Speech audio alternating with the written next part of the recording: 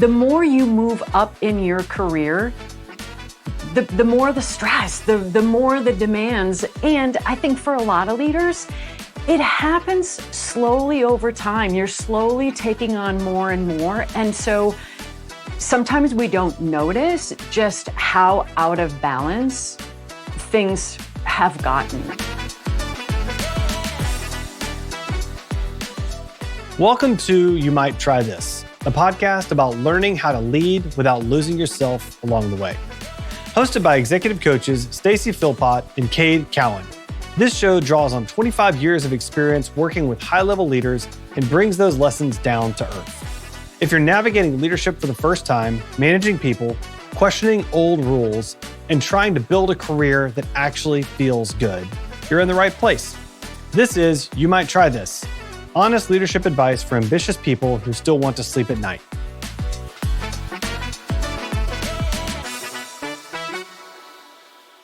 Welcome back to You Might Try This, the show for leaders who are figuring it out in real time. Today, we're going to be getting into something that most of our leaders don't have great language for, and that is the cost of running hot for years at a time. It is the price that your body pays for being the person who can always rise to the moment. Yeah. And here's the interesting thing, and the thing we'll talk about today is that almost everything that you've been told about managing stress has been told to you kind of at the level of your mind. Manage your perspective, or reframe it, breathe deeper, find your gratitude, set boundaries. We've all heard of these things. And some of that is useful, and it certainly helps at the margins, but none of it actually touches what's happening inside your body. Mm-hmm. Today's guest has spent more than 20 years on that exact problem. And it's the thing she's going to tell you about that is stress is something most of us have never been taught. And that once you hear it, you're not going to be able to unhear it. Jenny, it's so fun for me to be able to introduce you because you've become a friend over the years. So Jenny Evans is a keynote speaker. She's an executive coach. She's an organizational consultant, particularly focused on physiology-driven resilience for leaders who find themselves under pressure. She's the founder of Powerhouse Performance. She's the author of The Resiliency Revolution. She's worked with leaders at places like Yale and AT&T, Estee Lauder, Comcast, Nationwide, P&G, Target. It's a long list of impressive clients. And she also came up at the Human Performance Institute, which is where I met her. And HPI, of course, is the lab where a lot of the original work on energy management got built. So real credentials. Jenny, welcome to You Might Try This. Thank you. I am such a huge fan of this show. So I'm very excited, huge fan of the work you do. So let's dig in. Well, I love that you started like that. Thank you. You can come anytime. So let's dig in, like you said. So Jenny, the way most leaders have been taught to think about stress is psychological. Again, manage your mindset, change your perspective, breathe more deeply. Mm-hmm. But you come at it from a place altogether different. So you're trained in exercise physiology and performance psychology. And, as we said, you've spent more than a decade at Human Performance Institute, HPI, which is where a lot of that original work on energy and resilience was done. So can you take us into that world for a minute? Like, what does it look like when you walk into work with a leader? And how is it different than what most of them are expecting? Yeah.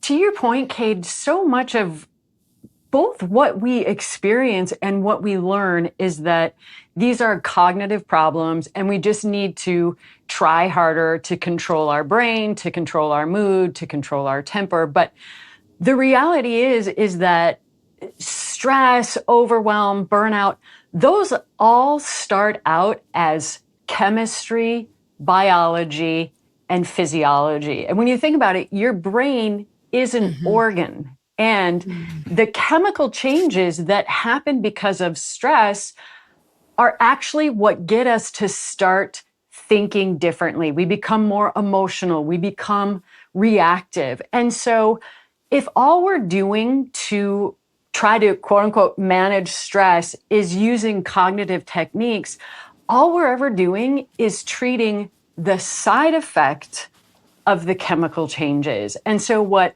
I like to introduce people to is if you start with addressing those physiological and chemical changes first, you don't have so many of those psychological side effects to deal with, and it actually makes it easier to deal with the side effects. And so, physiology with Human Performance Institute, they had a beautiful program called the Corporate Athlete. And I was so lucky to get to work with Dr. Jim Lair and Dr. Jack Groppel, that worked with so many professional athletes, Olympians, who really, really understood performance. And so that's really where I became so fascinated in this, because it is such a different perspective and it's so much more of an effective technique for sustained performance, for happiness, and even health. Jenny, let's talk about that a little bit, because I think so many people who are probably listening to this show, they think of it as a mindset issue. And what I love about what you're saying is that stress is a chemistry problem. And, that is, people have been getting advice about it being a mindset and not chemistry. So tell us more about, why is the chemistry frame so fundamentally different, and what do leaders miss when they don't have it? Yeah. Okay, so when our stress response is triggered, and it can be triggered by a small stressor, a big stressor, it can also even be a positive stressor in our lives, immediately adrenaline, noradrenaline, and cortisol are produced in the body with like milliseconds. It happens automatically. We have no control over it. And what that chemical change does is it actually turns off access to the prefrontal cortex, the advanced part of our brain that we really need for leadership. So sound decision making, being able to prioritize effectively, thinking about the big picture and thinking about the long term. And it puts squarely into the driver's seat our primitive caveman brain that I like to call Sneaky Pete, that is hardwired to be negative and emotional and reactive. And that primitive part of our brain actually does not have the capacity for logic or reasoning or thought. And so you can't fix a stressed out brain with a stressed out brain. You have to first fix your chemistry and your physiology so that your prefrontal cortex is now back online, and then you can access some of those mindset strategies. That's fascinating. Jenny, you say that it's typically the most capable, driven, and high performing leaders who are often the ones that are most at risk for burnout. In fact, some of the original research shows just that. It was the people who really care that often are the ones that find themselves at highest risk for this. And, the people that would listen to this particular podcast are very likely that exact demographic. Those who are going to outwork everyone else, those who are going to push through, they get promoted because they're dependable, and hopefully they find this show as a source of value for them. And you're saying that that's precisely the wiring that puts them in trouble. So when they push through, when they work harder, when they're that high performer, that same wiring is what gets them into trouble and at risk for burnout. Can you talk more about that? Why is that true? Yeah. I mean, every strength that we have does have that shadow side when it starts getting turned up too high, starts getting out of balance. And most high performers do believe, I think I sometimes fall into this, not saying that I'm a high performer, but I think the rules apply to everybody else. And I mean, have you met me? This is what I study. But it's exactly that mindset where you think, I'm invincible, I'm just going to push through. The more you move up in your career, the more the stress, the more the demands. And I think for a lot of leaders, it happens slowly over time. You're slowly taking on more and more. And so sometimes we don't notice just how out of balance things have gotten. And, I think in leadership positions too, you're in this stress sandwich where you're getting it from the top, you're getting it from the shareholders, the stakeholders, and you're also getting it from the bottom when you're trying to help your team and manage your team, or if you've got all kinds of frontline employees of, it is a constant stream of stress hormones all day long. And I think what high performers are also have trained themselves to be able to do is sometimes put on a pretty good show in the workplace, but when they come home, then it's all bets are off. They're so stressed, they're so exhausted that they're sacrificing a lot in their personal life in order to be quote unquote professionally successful. Their health is terrible, their personal relationships are no good. They come home and they're just exhausted. And then yep, wake up the next day, do it all over again. Mm-hmm. It's almost like they feel, I don't know if you experience this, Jenny, but when I talk to people I'm coaching, that if they just push through, right, there's this sort of heroic willpower nature. And, if you're tired, just push through. The idea of rest is, no rest for the weary, right? We're just going to keep going. And that really does get people into trouble, doesn't it? Yeah. I mean, think about how much we glorify that hustle culture, the grind, and wow, look at your level of commitment because you're putting in so many hours. You're working while you're on vacation. But the reality is all of this costs a tremendous amount of energy, physically, emotionally, mentally, spiritually, and biologically. Energy is a finite resource. It has to be renewed. And so high performers are really good at figuring out where do I need to be investing my energy. But where they often fall down is they're not really thinking about how am I recovering my energy so that I can sustain high performance for extended periods of time without it coming at a high cost to my health, my happiness, my relationships. So sustainability is really the name of the game. It is. And Jenny, I want to talk about that. But there's one thing I want to ask you because you mentioned this in your work before, which I think is really interesting when you mentioned cost, right? Because another cost is decision quality. I think one of the things in some of the research you did was that by mid-afternoon, which by the way is about now, mid-afternoon, the average executive's decision quality has actually measurably degraded because of decision fatigue. So maybe can you walk us through what's actually happening in the body that produces a 3 p.m. version of yourself that you wouldn't want to hire to run your company, right? What's happening for people in that moment? Yeah.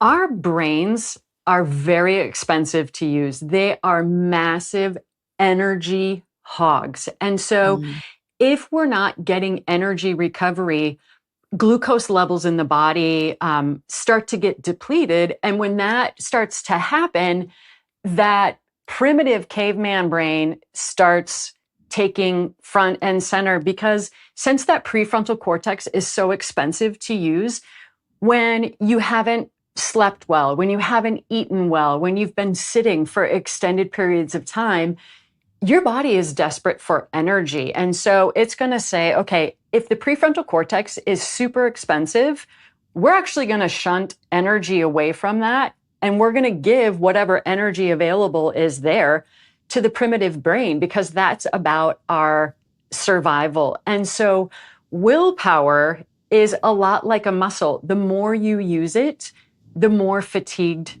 it gets. And there was actually a fascinating study of judges whose jobs it is to literally just look at the facts of a situation and then make a judgment. These were judges ruling on whether or not they should grant prisoners parole. So there's also a lot on the line. If they grant somebody parole and it was a big mistake, like that's on them. And what happens is early in the day, the judges grant parole about, 60% of the time. But as the morning goes on, the number of parole cases that they'll approve starts to decrease. Then they gave the judges a break, go back in your chambers, here's a snack, come on out, Here's the next round of cases. Same thing happened. They started approving at about 60%, but as the decisions went on, they started playing it safe. We're not going to do this. And they asked the judges, are you aware of this? And they're like, that is impossible. I am an impartial judge. But all about the facts, not me. Yeah, right? I'm not human. I'm not influenced by biology. Is biologically real. And so we need to be aware of that as the day goes on, our decision making, our, how we prioritize things really changes. Like, you're not the same leader at 3 p.m. that you are at 9 a.m., especially if you're not managing your energy. Cade, I'm laughing. Now we actually have a scientific basis for why you and I argue over who has to go after lunch in the afternoon when we're in session, right? Yes.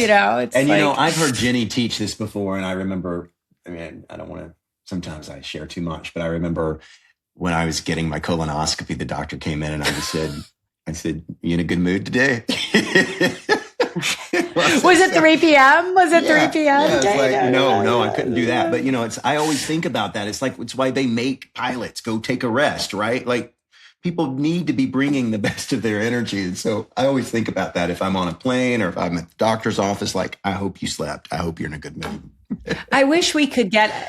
Yeah. I think one of the things I'm taking from this conversation is how irresponsible it actually is as a leader to not take care of your body, to not exercise, to not stand. I am laughing because I have someone in my life who really cares about me, and they'll now text me like, have you had water today? Did you get up and walk around? Because they know that I'll just power through things. And I think of it as like, I'm working really hard, but it is a way, it's irresponsible when you are in charge of other people, when you can influence other people's lives. Right? That parole case really, really sits with me. It's for sure. Yeah. Stacey, I'm going to take the next question because one of the, and then let's get back. I've got one more question that's kind of front of mind, but then we should get back to that, what you just said about it being irresponsible for a leader, for instance, not to think about the resiliency because of the impact that it has on others. Before we go there, Jenny, there's a question that I've got around this idea that time management, you make the case that time management's kind of a losing game. Everybody gets the same 24 hours. So the actual variable is the energy. And to the point that we were just talking about 3 p.m. and the crabby judges, like, energy can move hour by hour, day by day. What would it look like? What does it look like for a leader to begin switching from managing their calendar to managing their energy? What actually changes? Yeah. When you think about managing time, a lot of things you think are like, I got to get through the day. Like, it's this marathon of all these things that I have to do. And when you think about, it's not the time that you spend with someone or working on something, it's the energy and focus that you bring to the time that you have. Like, all of us could, be at our desks for 30 minutes, but what we were able to accomplish in that 30 minutes is going to vary wildly. And so thinking about your day as a series of sprints where I'm going to give my full and best energy, and then I'm going to strategically disengage. I'm going to recapture some energy quickly, and I'm going to talk about how you can do this. And then I'm going to re-engage, give my full and best energy. Then I'm going to strategically disengage. I'm going to get some energy recovery. Now I'm going to come back in again. And so time in and of itself really has no value. It's what you do and what you bring to the time that you have. Yeah, because God knows, I've spent 30 minutes shopping Facebook Marketplace, right? When there were other things that I should have been doing. But you were really focused while you were shopping.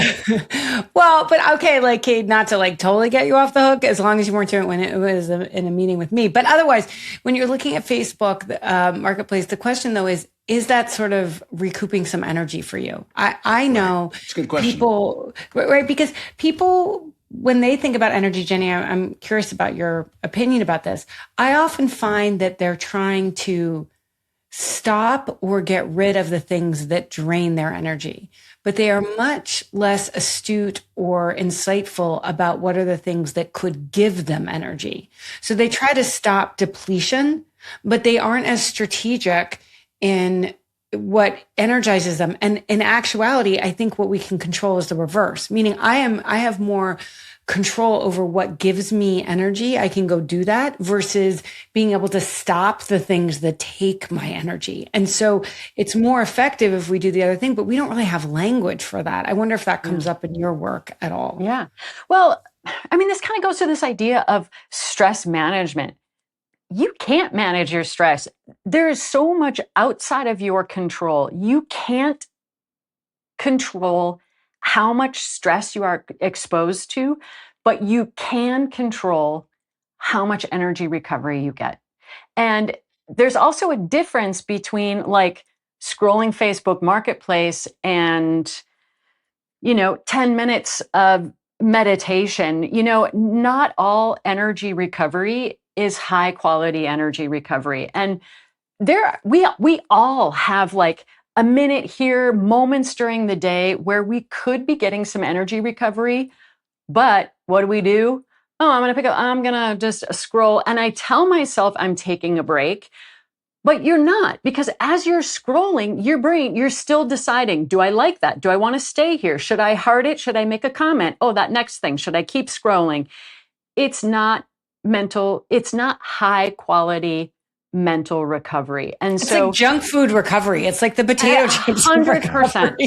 100%. Which is why, like you might come home and you're just like, I'm just going to collapse on the couch and I'm going to watch my show on Netflix and I'm going to feel better. And no, you feel like a slug because that's not high quality energy recovery. Yeah, I feel properly chastised here. I was hoping you were going to pick up on that, Cade. We love you, Cade. We love you. We love you. Yeah, my energy was already flagging, and now I feel worse. It's because it's the afternoon. Okay, it's actually 3:29. Okay, so Jenny, one of the things that we really try very hard on this show to do is give our listeners experiments that they can easily try. Cade and I are pretty big believers that you're gonna not think your way to change, but you're gonna do your way to change, and so we like to give them some specific experiments. You've got a body of work on what you call, I think, micro strategies, which are 60 to 90 second inputs that compound over a career. Can you give our listeners maybe some experiments they can run or things they could try even in their next workday, if you will? Yeah. Okay. I talked about the fact that stress and burnout start as chemistry problems. It's the cortisol, it's the adrenaline. What those stress responses or those stress hormones are designed to do is to fuel your body for fighting or fleeing. And for our ancestors, that was really short. Like either that event was over with or they were over with. It didn't drag on forever. So what I found is that 30 to 60 seconds of what I call a microburst of like jumping jacks or push-ups or, a sprint up a set of stairs rids your body of those stress hormones, which then allows your prefrontal cortex to get back online again. You could recover emotional energy by, I think especially as a leader, you are always scanning for problems, you're trying to head things off. And the brain is also biased that it pays more attention to negative events. But even taking a minute to think about what are 3 things that I'm really grateful for or have been going really well for me today. Most of us sit for long periods of time. And when we do that, blood circulation slows, which decreases energy flow in the body. So even just standing up for 30 seconds helps to manage energy. Managing your blood glucose. When we go too long without eating, that triggers the release of cortisol. So making sure that you're just, alternating between moderate-sized meals and small snacks to keep your blood glucose levels within the ideal range. Oxygen is energy. So if your energy is low, if you do some really quick, intense breathing, that can increase your energy. Or if your energy is really high and you're really feeling anxious, slow breathing stimulates the parasympathetic nervous system, which helps to calm and slow us down. So these little micro things that you can do to change your chemistry, which then changes your psychology. So to the point of experimentation, if people were just to pick some type of microburst or some type of recovery ritual that is somewhat physical, for instance, put that into play, you think they'd see a difference, yeah? Oh, hands down. Like within 24 hours, you would notice a difference. And I think it's important because people are busy that you need to set some reminders because it's, you are like that back to back to back to back to just remind you of like, ooh, yeah, you know what? I have been sitting for a while, or I haven't drank any water today, or man, I can feel that my stress hormones are really high. Just like what's something simple I can do to change my chemistry? And Jenny, and I know Stacey will agree, getting to work with senior executives like we do, the fact of the matter is most senior execs have some type of strategy, don't they? I mean, I've seen so many that have some type of practice, whether it's yoga or meditation, or, there's always healthy food around, or you see you see them skipping alcohol at the team dinner. Like, it's not a secret that the really hardworking, successful people with resources and knowledge tend to do these things. I think more than people would expect. Yeah. Yeah.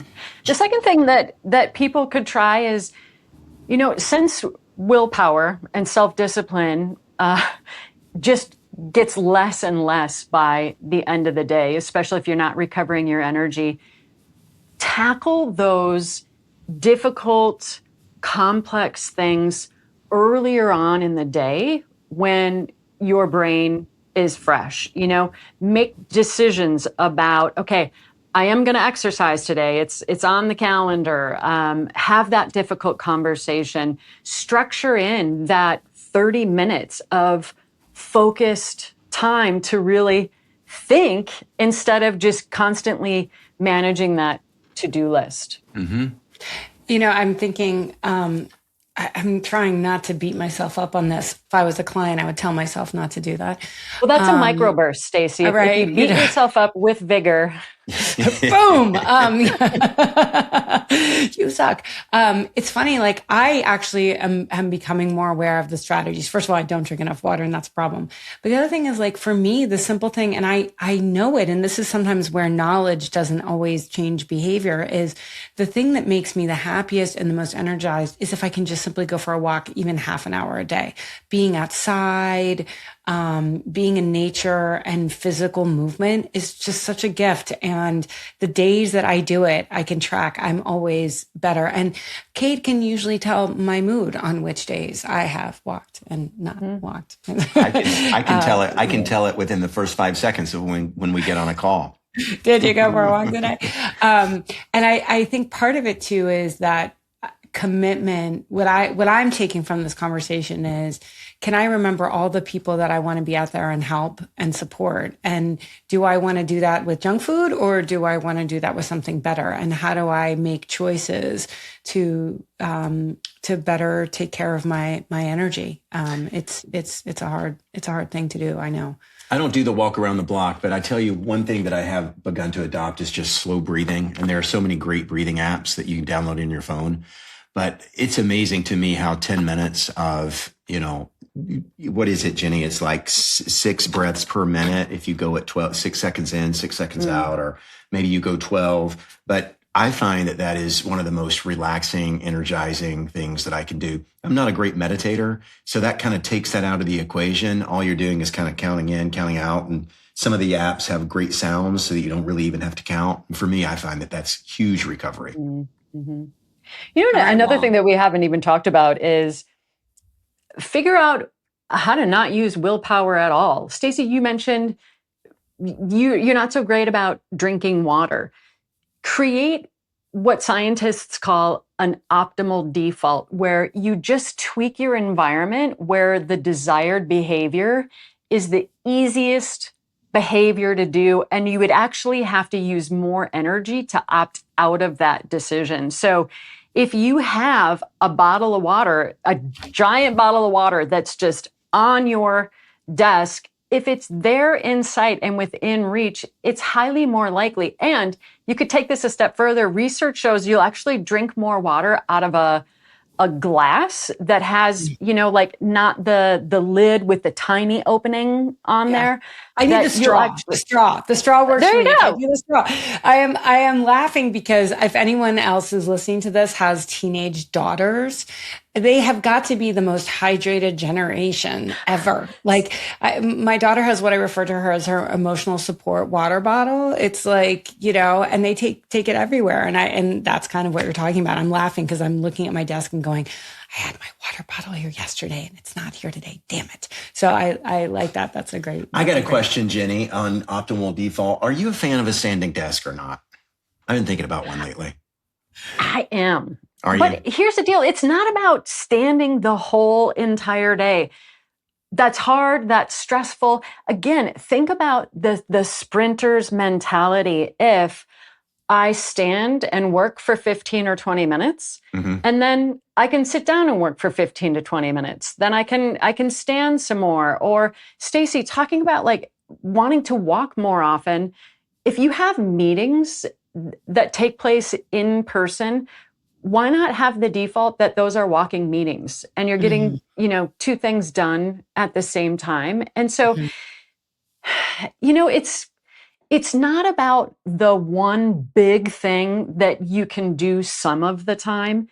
It's about those small micro things that you can do every day. The things that are so small and little that you just think, really? That's not going to make a difference.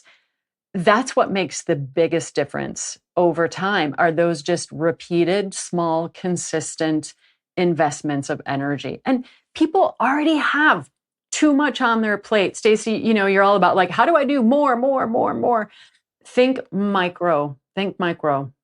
Jenny, I'm remembering back in the HPI days, our friend Raquel, one of the things that she said that was so funny, she said, when I go to the airport and you're about to get on a 4-hour flight and I look at these people and they're all sitting in the in the terminal. And she's like, I always ask myself, what are they doing? Practicing? Like, why do you sit before a 4-hour flight where you sit? And so I have her in my head when I walk between terminals, as opposed to using the train, particularly in Atlanta. So I've learned so much about that from you all over the years. Jenny, one last thing I want to surface before we let you go, and that's because it really sits underneath all of this, and I don't want folks to miss it.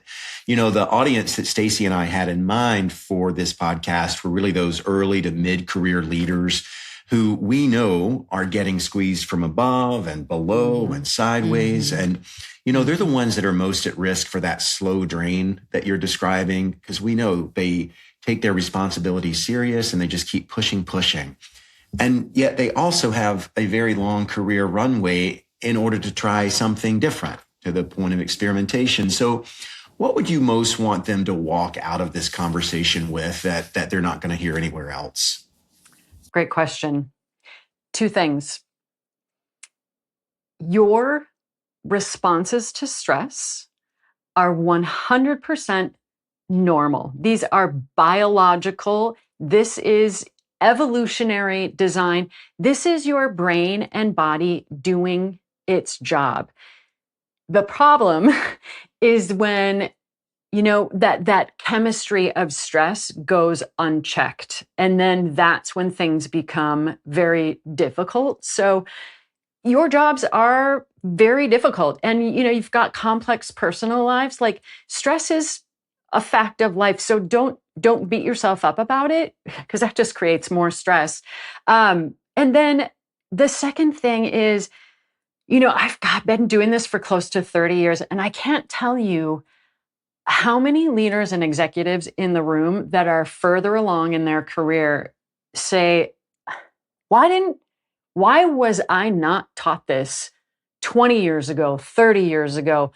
My career would have been different. My health would be different. My personal relationships would be different. So now is the time to start, because your job is never going to ask less of you. Your loved ones are never going to ask less of you. Start now building your capacity and getting that recovery and optimizing your chemistry and your physiology. And what you're going to notice is that has just such a great psychological benefit, emotional benefit. You will find that you are a more steady, calm leader who makes better decisions, has, a better emotional IQ of just, it all starts with the chemistry and the biology. And just, again, it's micro. What's one thing you can do today to recover your energy that you didn't do yesterday? Jenny, for listeners who want to go deeper on this, because it's such an important topic, as you've mentioned, where should they go first? Where could they learn maybe, more about it? Yeah. JennyEvans.com. You can find my book, The Resiliency Revolution. I have resiliency tools. There's a link to my YouTube channel. I've got a lot of educational videos on stress, resilience, burnout. So that's a great place to start. Wonderful. Wonderful. Well, thank you so much for being that. We will put all of that in the show notes. And Jenny, I just want to say this is exactly what we hope for. Thank you for being here. This is such an important topic. And, hopefully this conversation will remind people of the importance of taking care of themselves and maybe trying a few of those kind of microbursts, if you will. Yeah, you're so welcome. And I just, like I said, I really love the work that you do. It's so important for leaders to be able to have access to these kinds of resources, and you make it so simple and so actionable. So really was a pleasure to be on with you today. Thank you. Always great to see you. We'll see you all both soon, I hope.